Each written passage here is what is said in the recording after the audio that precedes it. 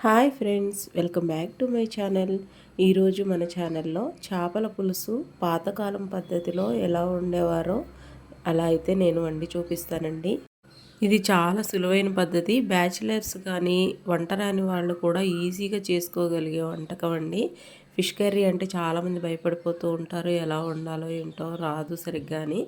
ఇది అసలు చాలా ఈజీగా చేసుకోవచ్చు. ఎలా వండుకోవాలో చూసేద్దాం. నేను 2 కేజీల బొచ్చి చేపను తీసుకున్నానండి. ముక్కలు నీట్గా వాష్ చేసేసిన తర్వాత అందులో తగినంత ఉప్పు, అలాగే పసుపు మరియు కారం కూడా తీసుకున్నాను. మొత్తం అన్నీ కూడా మనం ఒకసారి వేసేసి కలిపేసుకోవడమేనండి. అలాగే ఆయిల్ కూడా తీసుకున్నాను 4 స్పూన్స్. ఉల్లిపాయలు, పచ్చిమిర్చి, అలాగే కరివేపాకు కూడా ముందుగానే చిన్న చిన్న ముక్కలుగా తరిగేసి ఇందులో వేసేసుకోవడమేనండి. వీడియో మొత్తం స్కిప్ చేయకుండా చూడండి.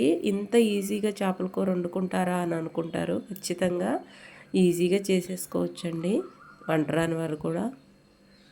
ఇప్పుడు ఇవన్నీ కూడా చేప ముక్కలకి బాగా పట్టేలాగా కలుపుకోవడమేనండి. ముక్కలు మొత్తానికి కూడా ఉప్పు, కారం, పసుపు, మనం వేసుకున్న ఉల్లిపాయ ముక్కలన్నీ కూడా కలిపేసి పెట్టుకోవాలి.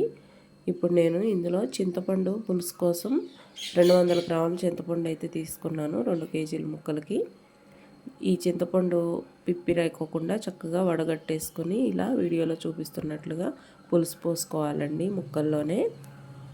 చేప ముక్కలు మునిగేంత వరకు పులుసు పిసికి పోసుకోవాలండి ఇలా. ఇప్పుడు ఒకసారి గిన్నెని ఇలా తిప్పుకుంటూ ముక్కలన్నీ కూడా సర్దుకోవాలి. ముక్కలన్నీ కూడా చక్కగా సర్దుకున్న తర్వాత దీనిపైన మూత పెట్టేసి స్టవ్ మీద పెట్టుకోవడమేనండి.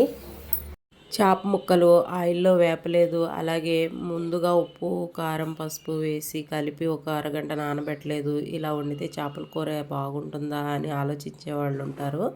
ఏం పర్లేదండి, చాలా బాగుంటుంది టేస్ట్ అయితే. అసలు పాతకాలంలో ఇలాగే వండేవారంట. మా అత్తయ్య గారు నాకు నేర్పించారు ఇది.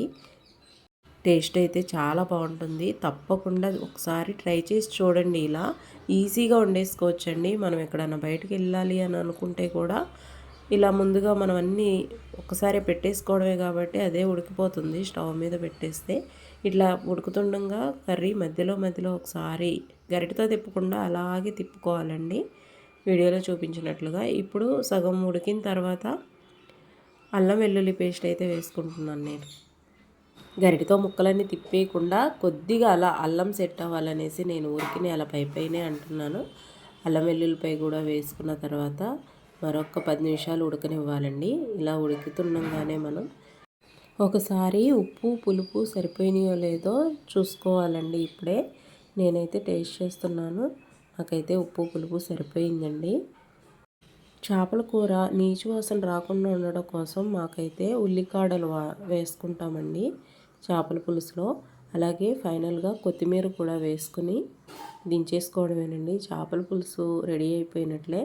ఇలా కావాలనుకుంటే ఇంకొంచెం దగ్గరికి అయితే ఉడకనిచ్చుకోవచ్చు. పులుసు కావాలి అనుకున్న వాళ్ళైతే ఆ స్టేజ్లోనే దించేసుకోవచ్చు. మాకైతే కొద్దిగా దగ్గరకే ఏర్నిస్తామండి. చూసారుగా ఎంత ఈజీగా చేపల కూర వండుకోవచ్చో. వీడియో నచ్చితే ఒక లైక్ చేయండి ఫ్రెండ్స్.